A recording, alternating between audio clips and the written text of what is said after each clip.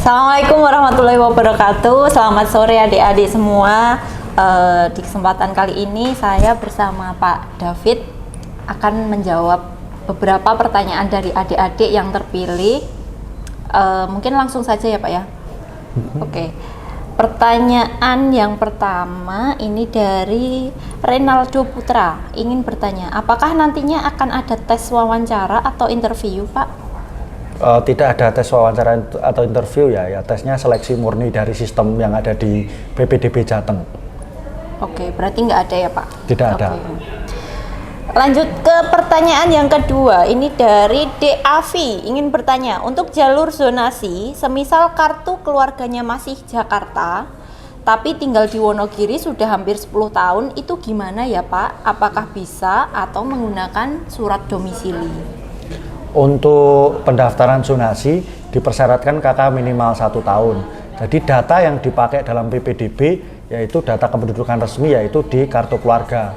Mau dia tinggal dimanapun, yang dipakai datanya adalah data yang ada di kartu keluarga. Begitu. Oke, iya. Berarti walaupun sudah tinggal di sini lama, tapi kakaknya masih Jakarta, nggak bisa ya Pak? Tidak bisa. Dan untuk PPDB tahun ini tidak diakui surat domisili untuk jalur zonasi ya. Oke, untuk pertanyaan selanjutnya ya Pak, ini dari Yuna. Izin bertanya, saya dulu mutasi dari SMP Negeri 4 Solo, ikut orang tua pindah ke Wonogiri tahun 2020 semester genap. Dulu kontrak, sekarang sudah menetap. Kakak saya baru 8 bulan, sedangkan ortu sudah mutasi sejak 2020. Kalau aturan PPDB kan kakak harus sudah 1 tahun. Kalau pakai jalur ikut pindah kerja orang tua, padahal ortu sudah 2 tahun pindah. Apakah saya hanya bisa daftar dengan jalur prestasi, tidak bisa menggunakan jalur zonasi atau jalur pindah orang tua? Untuk sekali lagi ya, untuk aturan PPDB tentang zonasi, yaitu yang data yang digunakan kakak, dan yang dipersyaratkan usia minimal 1 tahun. Jadi kalau kakaknya kurang dari 1 tahun, otomatis tidak bisa mendaftar jalur zonasi. Kemudian untuk jalur pindah tugas orang tua, silakan saja untuk mendaftar. Intinya jalur pindah tugas orang tua adalah ada surat pindah tugas dari kantor yang lama ke kantor yang baru di Wonogiri mestinya, dan ada disyaratkan perpindahan itu minimal luar kabupaten, jadi pindah dari Solo atau dari Sukoharjo ke Wonogiri. Kalau dalam kabupaten tidak bisa. Kemudian kakaknya juga harus di luar zona.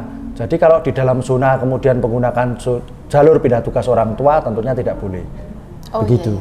Iya, berarti walaupun pindahnya sudah 2 tahun, terus kakaknya di dalam zona nggak bisa ya Pak pakai jalur pindah orang tua? Tidak bisa, karena kakak untuk pindah tugas orang tua disyaratkan kakaknya di luar zonasi. Oke, baik. Untuk pertanyaan selanjutnya ini dari Laila Pak. Untuk yang mendaftar jalur prestasi itu apa hanya yang mempunyai piagam kejuaraan atau dengan rapot saja juga bisa mendaftar menggunakan jalur prestasi? Untuk jalur prestasi ya adik-adik, jadi jalur prestasi itu setiap orang boleh mendaftar menggunakan nilai rapot. Jika nanti punya piagam, itu juga bisa ditambahkan, nanti dihitung nilai totalnya sesuai dengan skornya. Tetapi jika tidak punya piagam, apakah boleh mendaftar lewat prestasi? Tentunya boleh saja, karena yang dihitung nanti cuma nilai rapornya, cuma tidak dapat tambahan nilai begitu. Oh iya, berarti kalau hanya rapot saja tetap bisa ya Pak? Bisa, rapot saja bisa. Oke Pak, untuk pertanyaan selanjutnya, ini dari Keisha. Untuk pendaftaran melalui jalur prestasi itu yang digunakan nilai ujian sekolah saja atau diolah juga dengan nilai rapot semester 1 sampai 5? Untuk prestasi, kembali lagi saya jelaskan bahwa nilai yang digunakan adalah nilai rapor dari semester 1 sampai semester 5 tanpa nilai ujian sekolah, dan ditambahi dengan nilai piagam dikalikan dengan nilai akreditasi sekolah ya. Itu terus kemudian juga apakah ditambahkan dengan nilai yang lain, tidak, selain hanya piagam, begitu. Oke. Untuk yang selanjutnya ini mungkin agak OOT ya Pak, di luar topik PPDB. Apakah Semansari mengadakan program akselerasi Pak? Jika ada, ketentuan yang digunakan apa saja? Terima kasih. Jalur akselerasi itu sudah dihapuskan dari tahun ajaran 2015-2016. Kalau yang dimaksudkan lulus dalam waktu 2 tahun itu ada namanya program semester SKS yang akan selesai dalam 4 semester atau dalam 2 tahun. Kita terakhir lulusan tahun 2020-2021 ada lulusan 2 tahun, tapi untuk saat ini masih dikaji di tingkat nasional apakah dengan kurikulum Merdeka ini sistem SKS masih bisa dipakai seperti itu, Bu. Ya, berarti tetap nunggu nanti kebijakan terbaru ya, gimana nunggu gitu regulasi ya? terbaru. Oke. Untuk pertanyaan selanjutnya dari Hesti, mohon izin bertanya Pak, untuk fakta integritas yang akan diunggah itu nanti siswa mendapatkan dari mana nggih? Untuk fakta integritas sebetulnya sudah ada di Juknis, ada 2. Kalau ada bingung pakai yang mana ya dipilih saja salah satu, atau nanti biasanya mendekati hari H di situs webnya pendaftaran itu sudah ada contohnya, tinggal di-download saja, dan linknya tinggal di-download terus kemudian diisi sesuai. Oke. Lalu ini dari Dek Clara, izin bertanya, untuk berkas KK dan akte kelahiran yang diperlukan itu berkas aslinya atau fotokopi saja? Yang diupload tentunya asli, terus kemudian nanti verifikasi yang dibawa ke sekolah yang asli ya. Jadi semua yang dibawa ke sekolah yang ditunjukkan yang asli nanti dibawa pulang lagi setelah selesai verifikasi. Yang berbeda cuma untuk piagam kasusnya, piagam dibawa asli kemudian ada fotokopian yang dilegalisasi oleh Dinas Pendidikan Kabupaten. Berarti untuk amannya asli tetap dibawa, fotokopi juga dibawa gitu ya Pak ya? Ya begitu juga boleh. Oke.